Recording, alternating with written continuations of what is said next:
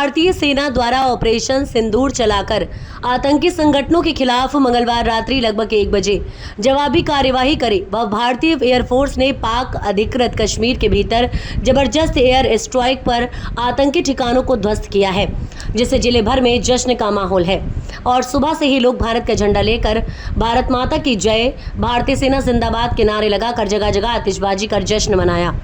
इसी के चलते बड़वानी के राजपुर में खरगोन बड़वानी लोकसभा सांसद गजेंद्र सिंह पटेल एवं जिलाध्यक्ष अजय यादव की मौजूदगी में भाजपा कार्यकर्ताओं ने बड़वानी रोड स्थित पेट्रोल पंप व स्थानीय बस स्टैंड चौराहे पर जमकर आतिशबाजी कर जश्न मनाया।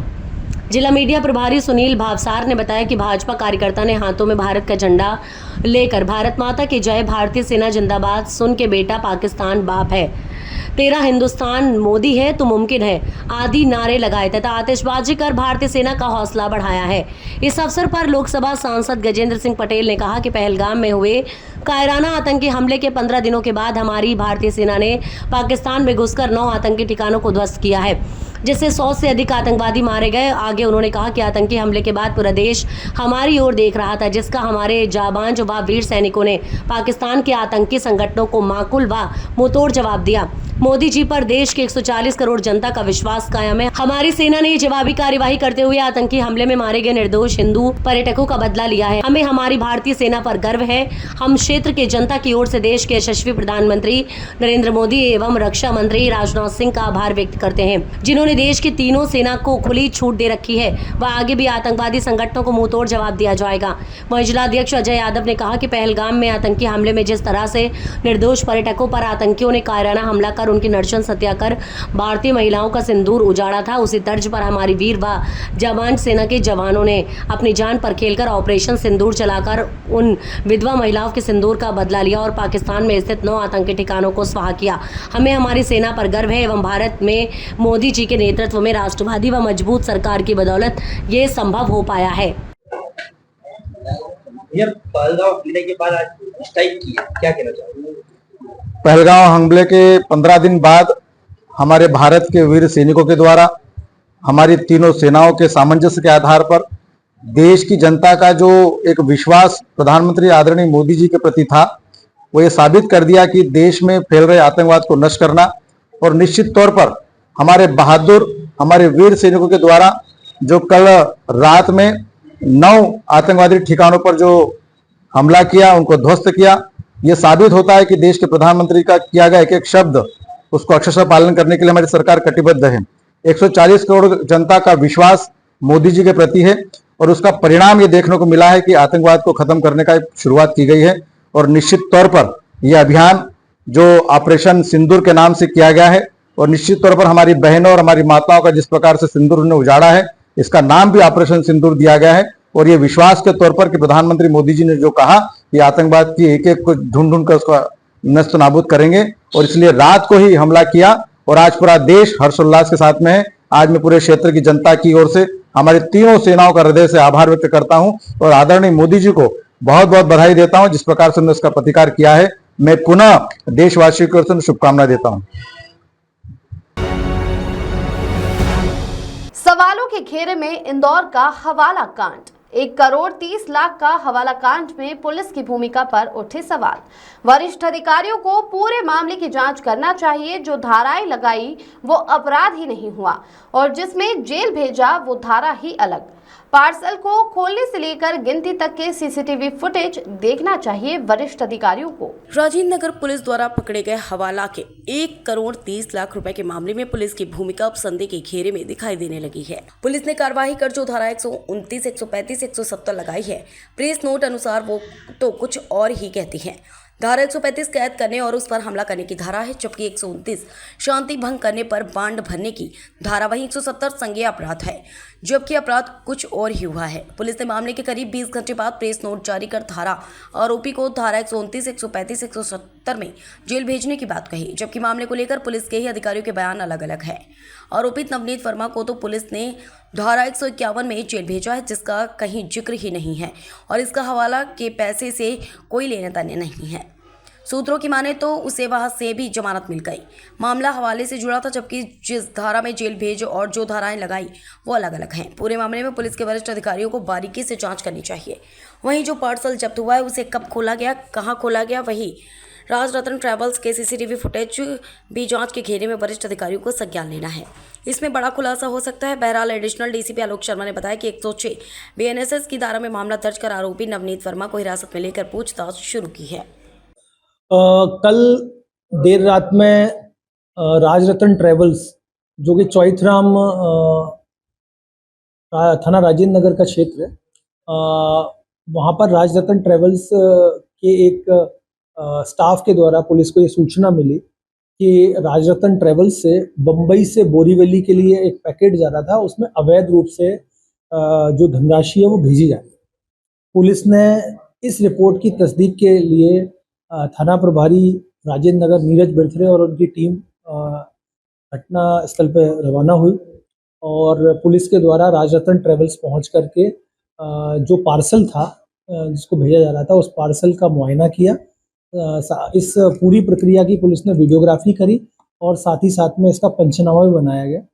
और जब पुलिस ने उस पार्सल को चेक किया तो उस पार्सल में करीब 1,30,50,000 की धनराशि जो है वो उस पार्सल में पुलिस को प्राप्त हुई, जो बम्बई से बोरीवली भेजी जा रही थी। जिसके बाद में पुलिस के द्वारा जो ट्रैवल्स है राजरत्न ट्रैवल्स, वहाँ से पता किया गया कि ये राशि किसकी है और कहाँ भेजी जा रही है। तो उस पार्सल में एक फ़ोन नंबर था जिसके माध्यम से पुलिस को ये ज्ञात हुआ कि ये नवनीत वर्मा नाम के एक व्यक्ति की है और ये जो नवनीत वर्मा है वो इस पार्सल का ओनर है।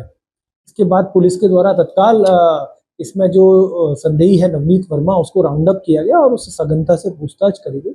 नवनीत वर्मा के द्वारा ये बताया गया कि ये पार्सल जो है वो उसी के द्वारा बोरीवली भेजा जा रहा था और उसका एक रिश्तेदार जो है जिनका नाम कपिल छलानी करके है, उनके पास ये पार्सल जाना था।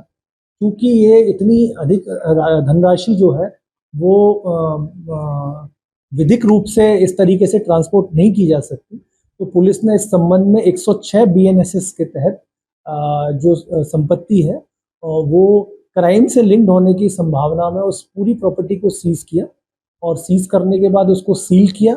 साथ ही साथ में वहाँ पर पंचनामा भी उसका बनाया। और इसके अलावा पुलिस ने इस संबंध में कंसर्न इनकम टैक्स डिपार्टमेंट और जो भी अदर डिपार्टमेंट्स हैं जो इस तरह का जो लीगल ट्रांसपोर्टेशन ऑफ मनी को डील करते हैं, सभी से हमने कोऑर्डिनेट किया है और सभी विभाग इसमें जो भी वैधानिक कार्यवाही है वो कार्यवाही कर रहे हैं। सर ये पैसा किसका था? नवनीत का ही पैसा था?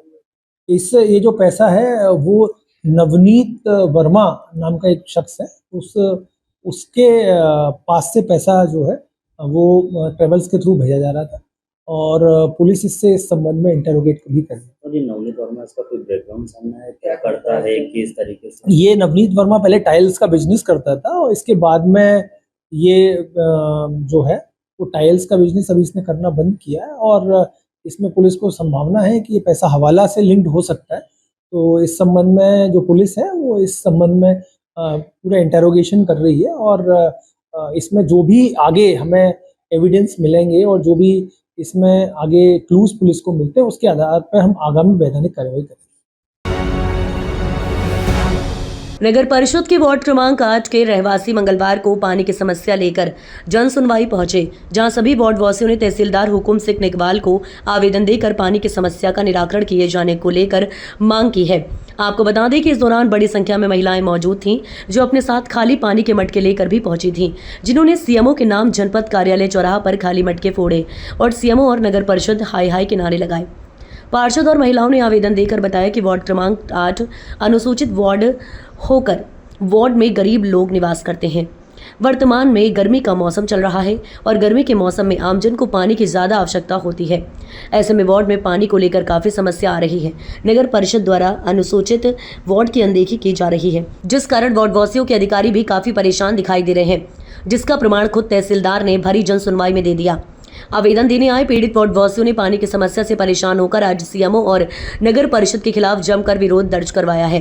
वार्डवासी महिलाएं अपने साथ खाली पानी के मटके लेकर पहुंची थी, जिन्होंने जनपद चौराहे पर खाली मटके फोड़े और सीएमओ हाय हाय, नगर परिषद हाय हाय और सीएमओ तेरी तानाशाही नहीं चलेगी जैसे नारे भी लगवाए।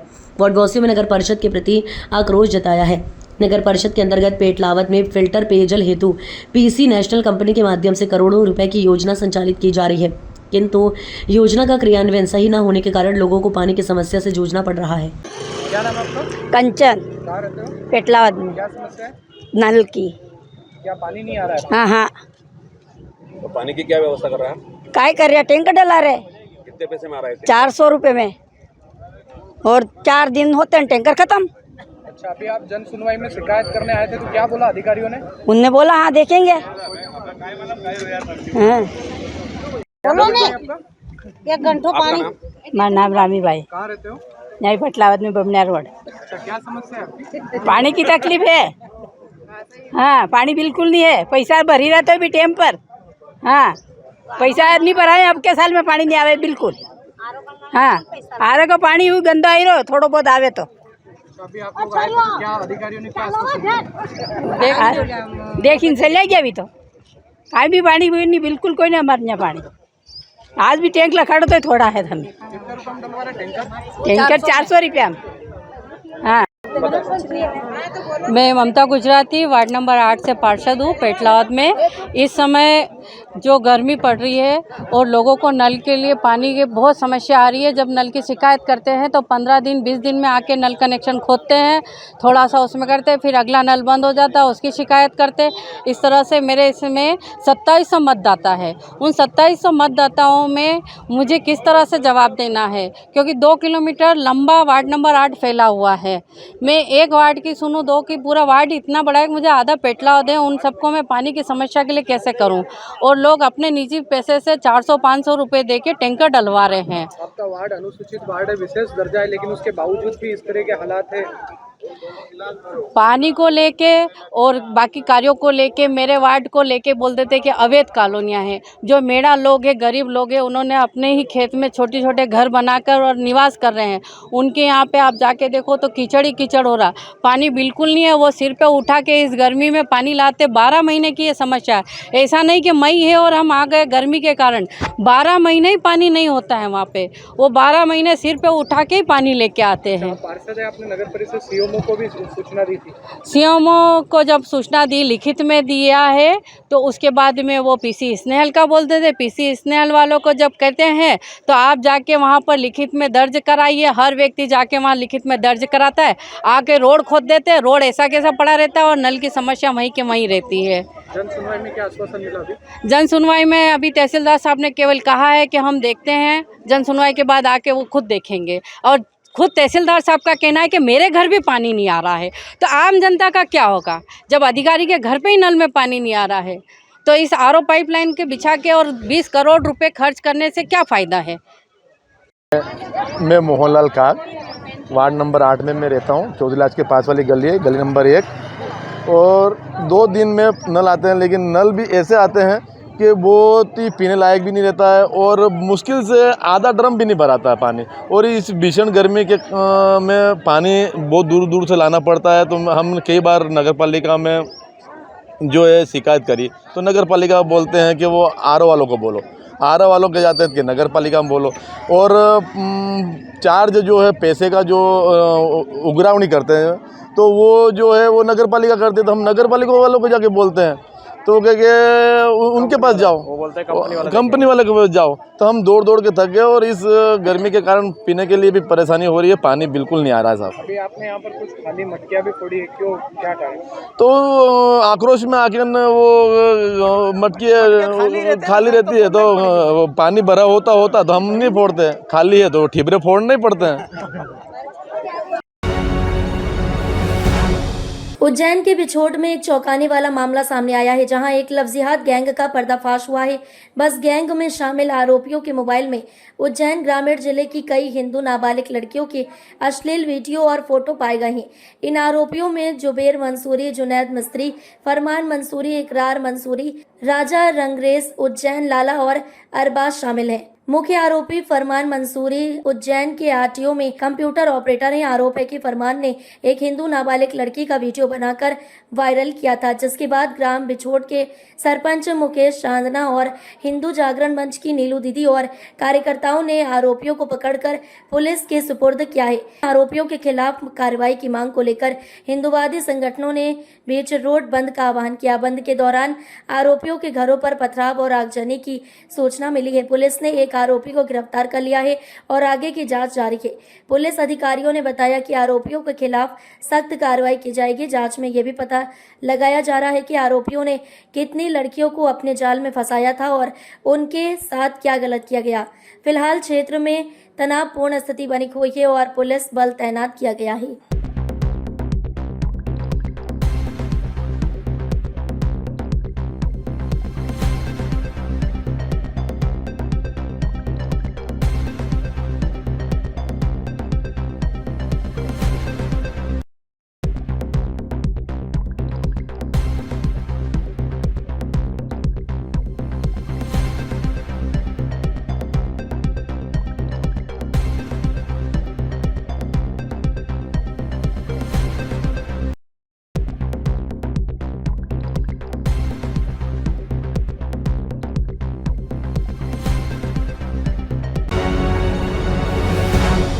इस वक्त की बड़ी खबर आ रही है मुरैना से। मुरैना में पकड़ा गया लव जिहाद का मामला। मुस्लिम युवक अपना असली नाम छुपाकर हिंदू छात्राओं को करता था टारगेट।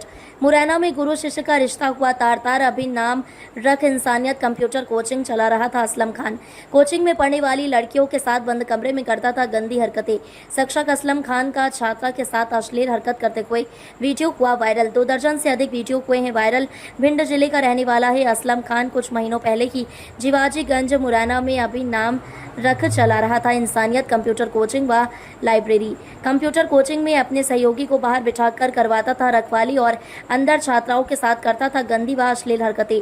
आरोपी असलम अपना असली नाम छुपाकर हिंदू छात्राओं को करता था टारगेट।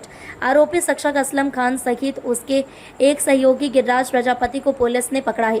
विश्व हिंदू परिषद व सामाजिक कार्यकर्ताओं ने पकड़कर पुलिस के हवाले किया। विश्व हिंदू परिषद ने इस मामले को बताया लव जिहाद आरोपी शिक्षक के मुरैना सहित अन्य राज्यों से जुड़े हो सकते हैं। तार फिलहाल पुलिस इस मामले की जांच में जुट गई है। क्या नाम है तेरा? सही नाम? असलम खान। कहाँ रहते हो? गंज में रहते हैं सर। क्या काम करते हो? कंप्यूटर कहाँ पे? गंज में क्या नाम से दुकान है? कंप्यूटर कोचिंग के नाम से। कोचिंग क्या नाम से है? इंसानियत के नाम से। तो ये क्या लड़कियों के साथ क्या करते हो? सर मुझे खुद नहीं पता है क्या है क्या बनाया है, कुछ नहीं। मेरे मोबाइल देख लो, मेरा मोबाइल सारी चीजें सर्च कर लो, आप जैसे दिखाना चाहो वैसे सर्च कर लो सर। कुछ मेरे मोबाइल में निकला, मुझे खुद नहीं पता है सर। सर कुछ नहीं, मुझे खुद नहीं पता है कहाँ से क्या हुआ। आरोप लगाया इसने कि 4 लड़कियों के साथ गलत काम किया है। मैंने किया नहीं, पर मुझे देखो सर वीडियो है इसलिए। वो वीडियो कह रहा है, मुझे खुद नहीं पता वीडियो क्या है क्या नहीं है। दिख रहे हो लड़कियों के साथ गंदी हरकत है, क्या नकली है? सर मुझे खुद नहीं पता है सर, मुझे खुद नहीं पता है सही सर। बता दो। मैं सही बता रहा हूँ सर आपको। सर मुझे खुद नहीं पता। मैं कोचिंग तो 2-2.5 साल हो गई सर। कितने लोगों ने गलत काम किया? सर कुछ नहीं किया मैंने सर, कुछ भी नहीं किया। कितनी बच्ची आती है कोचिंग पे? सर लड़के लड़कियां सभी आते हैं। कितने आते हैं? होंगे 40-50 बच्चे होंगे। कितने बैच लगते हैं? 2 बैच सुबह लगते हैं, एक शाम को लगता है। रहने वाले कहाँ के हो? रहने वाले कहाँ के हो? गोरमी भिंड। कौन सी जगह के? गोरमिंड में कोई गांव है? बाजार में है, बाजार ही बोलते हैं उसको। वीडियो है इसमें तुम गलत काम करते दिख रहे हो। सर मुझे खुद नहीं पता है क्या है क्या नहीं है सर। सारी चीजें मुझे खुद नहीं पता है सर, कहाँ से क्या किया। बहकाने का काम करते सर हो? कुछ नहीं करते सर। लड़कियों को तो बुला दो सर, अगर मैं ऐसा हूँ लड़कियों के बैच को बुलवा दो सर। क्या नशा करते हो तुम? सर कोई नशा नहीं करते, कोई नशा नहीं करते सर। आप बॉडी को टेस्ट करने के लिए भेज दो। महिला स्टाफ काम करता है? मैडम सर करते थे, एक मैडम करती थी, वो चली गई हैं, आज ही गई हैं वो भी, पता नहीं। वो खुद फ्रॉड करके गई, मेरा पैसा लेके गए हैं वो। छात्र कह रहा है कि तुम गलत काम करते हो। मैं करता हूँ।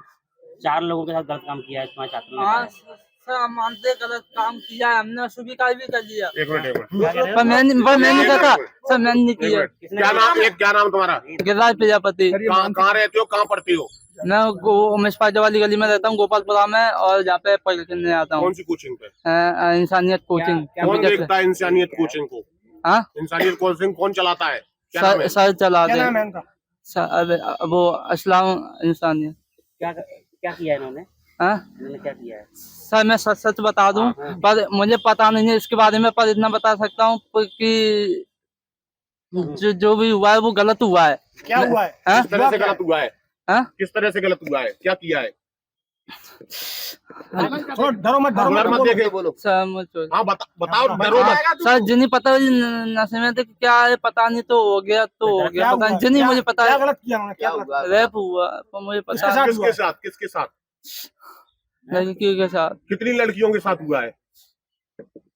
यही कोई 3-4 दिन, मुझे पता नहीं है सर। कौन करता था? गलत काम कौन करता था ये? बताओ नाम क्या है? डरो मत बताओ। छोड़ दो बताओ। अभी कब से कर रहे थे? सर मुझे हो गए कम से कम 6-7 महीने हो गए लगभग। तुम्हें कहाँ बैठाते थे, क्या कहते थे? सर बता देगा, मुझे बिटाल दिया करते थे बाहर बैठ, मतलब वो लाइब्रेरी में। क्या कहते थे तुमसे? मतलब जो कहते थे कि तुम बैठ जाओ और कुछ नहीं। देखते रहो, कोई आए नहीं अंदर। नहीं मतलब बोल दिया ये बोला कभी तुमसे कभी? नहीं। तो जिस समय ये अंदर रहते थे तो कोई अकेले? अभी इंसान बताता है अपने आप को महाकाल का भक्त होता था, लेकिन उसका असली नाम है असलम खान, जो कि जीवाजीगंज में कोचिंग चलाता है लगभग साल भर से। और साल भर से उसने एक सोची समझी साइज के तहत लव जिहाद का पूरा काम, पूरा प्रपोंडा, अन्य लोगों से कनेक्शन, उसके सबूतों के पास है। जब लोगों को उसके बारे में खबर मिली, क्योंकि सबूतों का अभाव था इसलिए उसको नहीं पकड़ पाई। 2-3 दिन में जो उसके साथ लोग काम करते थे उन्होंने हमें बताया कि भाई साहब ऐसे ये बहुत गलत काम करता है, लड़कियों के साथ अनैतिक व्यवहार और सारी चीज़ें करता है। तो अपन ने उनसे सबूत मांगे, तो सबूत कैसे भी गला करके उन्हें सूत्रों के माध्यम से सबूत इकट्ठे किए। वो सबूत अपन ने उसके देखे, हमको भी लगा कि ये बहुत गलत काम करता है। चूँकि ये आज शाम को भागने की फिराक में था लड़कियों को लेकर के, इसलिए अपन ने उसको आज पकड़ के वहाँ से कोचिंग से ला करके पुलिस को सौंप दिया। कंप्यूटर क्लासेस थे इसके, मतलब कंप्यूटर क्लास का तो केवल नाम था, कंप्यूटर क्लास की आड़ में बाकी सब काम होते थे। इसके तार कहाँ जुड़े हो सकते हैं? इसके तार नोएडा में, अभी इसके साथ की गाड़ियाँ उस गली में आई हैं, अगर सीसी फुटेज अपन देखेंगे तो उसमें उन गाड़ियों के नंबर भी मिलेंगे। नोएडा, यूपी और जो मेरठ साइड की गाड़ियाँ 1-2 इसके पश्चिम में आई थी, जो शायद इसको लेने आई होंगी, क्योंकि आज इसका भागने का पूरा प्लान था। इसने एक लड़के को यही बोला कि फर्नीचर मेरा ले आना और मैं आज यहाँ से जा रहा हूँ, फर्नीचर को मेरे को शिफ्ट करा देना। क्या लव जिहाद जैसा मामला लग रहा है? लव जिहाद का ही मामला है। कितने लोगों की टीम हो सकती है? अब अभी तो पकड़ में अल्फाल ये आया है। इसके साथ में एक गिरिराज नाम का लड़का भी है, जो इसकी पूरी देखरेख और सिक्योरिटी टाइप में बाहर से जैसे कोई आ रहा है तो उसको ना आने देना, लड़कियां जब अंदर तो बाहर से अंदर से ताला लगा देना, तो इस टाइप के काम वो गिरिराज नाम का लड़का करता था। कितनी पीड़िताएं सामने आई हैं? पीड़िताएँ तो जैसे उनका जानकारी जो अपन को मिली है 4-5 पीड़िता तो अभी करंट में है, लेकिन चूँकि लड़कियों वाला मामला है, इज्जत का मामला भी बनता है, तो सभी लोग एकदम से सामने नहीं आ पाते। अभी 2 फरियादी तैयार हैं। क्या कुछ मामला है, क्या करना है? आज शाम को कोतवाली थाना क्षेत्र में सूचना मिली थी, जिसमें कुछ सामाजिक कार्यकर्ता थे विश्व हिंदू परिषद के और अन्य सामाजिक संगठनों के, कि जो मुरैना का जो गंज एरिया है वहाँ एक कोचिंग संचालित होती है, इंसानियत कोचिंग इंस्टीट्यूट, कंप्यूटर इंस्टीट्यूट है वो, जो कि असलम खान नामक व्यक्ति के द्वारा संचालित किया जा रहा है। उसमें उनका ये आरोप था कि उसमें हिडन कैमरे छुपाए गए हैं और वहाँ लड़कियों के साथ अश्लील हरकतें की जाती हैं। उक्त मामला संज्ञान में आने पर पुलिस द्वारा तुरंत एक्शन लिया गया है और आरोपी जो संचालक है उसको हम लोगों ने पकड़ लिया है और अभी हम लोग इसमें मामले में जांच कर रहे हैं और पीड़िताओं के सामने आने पर जो भी वैधानिक कार्रवाई है और जाँच में हम लोग जैसा पाते हैं उसके आधार पर लीगल कार्रवाई की जाएगी। कुछ हिंदू परिषद के लोगों का कहना कुछ अश्लील विजुअल वगैरह भी बनाए हैं? जी बिल्कुल, उनका कहना है और वो हम लोग जैसी पीड़िता आती हैं और विजुअल्स हम लोग को प्रोवाइड कर दें, हम लोग तुरंत उसमें वैधानिक कार्रवाई करेंगे। अभी कितने लोग पकड़े गए हैं? अभी जो मेन संचालक है जिसके द्वारा ये सारी हरकतें की गई थी वो पुलिस की गिरफ्त में है। पूर्व में ऐसी घटना को अंजाम दिया गया है? नहीं, अभी तक तो ऐसा मामला उस अपराधी के द्वारा किया हुआ नहीं पाया गया है और हम लोग इस मामले की जांच करेंगे, उसका पुराना आपराधिक रिकॉर्ड भी निकलवाएंगे, अन्य थानों से जानकारी प्राप्त करेंगे। अगर इस तरीके की कोई पूर्व का आपराधिक रिकॉर्ड होगा तो बिल्कुल उसको अपराध में सम्मिलित किया जाएगा और आगे विवेचना की जाएगी। शाजापुर जिले में प्रशासन व स्वास्थ्य विभाग की टीमें कलेक्टर सुश्री रिजू बाफना के निर्देशन में सोनोग्राफी सेंटर व अल्ट्रासाउंड सेंटरों पर चोरी छिपे भ्रूण जांच किए जाने को लेकर डिप्टी कलेक्टर राजकुमार हल्दर व स्वास्थ्य अधिकारी डॉक्टर तेजपाल सिंह जादौन की टीमों द्वारा स्थानीय टंकी चौराहा के पास स्थित क्यूरियस डायग्नोस्टिक सेंटर पर पहुंची, जहां pathology, biochemistry, digital X ray, multi slice, CT scan सहित वहां उपलब्ध उपकरणों का निरीक्षण कर दस्तावेजों की जांच की तथा उपचारार्थ आए मौजूद लोगों से विस्तार से चर्चा की। वहीं गायत्री मंदिर के सामने स्थित श्यामला सोनोग्राफी सेंटर का भी निरीक्षण कर दस्तावेजों की जांच कर मौजूद लोगों से चर्चा की। डिप्टी कलेक्टर राजकुमार हल्दर ने बताया कि जिले में कलेक्टर सुश्री रिजू बाफना के निर्देशन में सोनोग्राफी सेंटर व अल्ट्रासाउंड सेंटरों पर टीमें सतत निरीक्षण कर रही हैं। कहीं भी अवैध तरीके से चोरी छुपे भ्रूण जांच करने की शिकायतें मिलती हैं तो विधि अनुसार कार्यवाही की जाएगी। जिले में प्रशासन व स्वास्थ्य विभाग की टीमों द्वारा जांच किए जाने को लेकर स्वास्थ्य महकमे में हड़कंप मचा हुआ है। आदेश है कि जो जितने भी सोनोग्राफी सेंटर्स हैं इसमें पीसी एंड प्रिवेंटिव एक्ट में जितने जो गर्भ से पूर्व जो लिंग परीक्षण होता है, चूँकि वो पूर्णतः प्रतिबंधित है, तो उसकी जांच की जाए और किसी सोनोग्राफी सेंटर में ऐसा हो तो नहीं रहा है उसकी जांच की जाए। क्योंकि ये पूरा प्रोसेस हमारा सीएमओ ऑफिस से होता है, हमारे डीओ साहब देखते हैं, तो डॉक्टर तेजपाल जी भी मेरे साथ हैं। यद्यपि ये रूटीन चेकअप करते हैं, फिर भी प्रशासन के सहयोग से ये सभी जितने भी सोनोग्राफी सेंटर्स हैं उसमें आज से हमने जांच प्रारंभ करी है, जिसमें आज शुजालपुर में भी जांच हुई है और आज हम दूसरे सेंटर पे आए हैं। पहले डॉक्टर सहायक यहाँ पे आए थे, क्यूरियस जो सोनोग्राफी सेंटर यहाँ पे आए हैं। लगातार कार्रवाई चल रही है। लगातार कार्रवाई चल रही है। इसमें पूरे जितने भी नॉर्म्स हैं, जितने भी फॉर्मेट्स हैं, मशीनरीज की जाँच है, इंटरनल जाँच है इनके सोनोग्राफी के सेंटर की, उसके अलावा जितने भी पेशेंट्स जो गर्भावस्था में हैं, जो सोनोग्राफी के लिए आए हैं, उनसे भी चर्चा करके किस प्रकार कोई लिंग परीक्षण तो नहीं करा है उसकी जानकारी ली जा रही है।